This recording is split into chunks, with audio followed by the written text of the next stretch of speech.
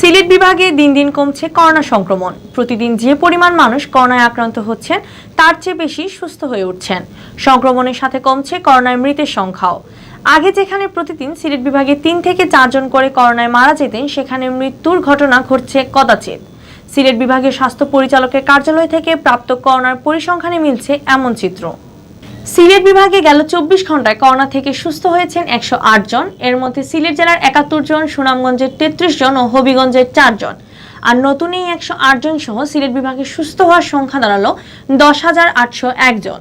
এর মধ্যে সিলেট জেলার 5,625 জন, সুনামগঞ্জের 2,235 জন, হবিগঞ্জের 1,338 জন ও মৌলভীবাজারে 1,603 জন সুস্থ হয়েছেন। এদিকে গেল 24 ঘন্টায় সিলেট বিভাগে করোনা আক্রান্ত হয়ে কেউ মারা যাননি। ফলে মৃতের সংখ্যা আগের মতো 220 জনই আছে।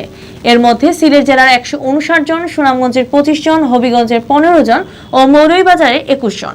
সোমবার রাতে উসমানী মেডিকেল কলেজ ও শাহজালাল বিশ্ববিদ্যালয়ের ল্যাবে 32 জনের শরীরে করোনা ভাইরাস শনাক্ত হয়েছে। আর সব মিলিয়ে আক্রান্তের সংখ্যা দাঁড়িয়েছে 12,803 জন। এর মধ্যে সিলেট জেলার 6,963 জন, সুনামগঞ্জের 2,356 জন, হবিগঞ্জের 1,764 জন ও মৌলভীবাজারে 1,720 জন।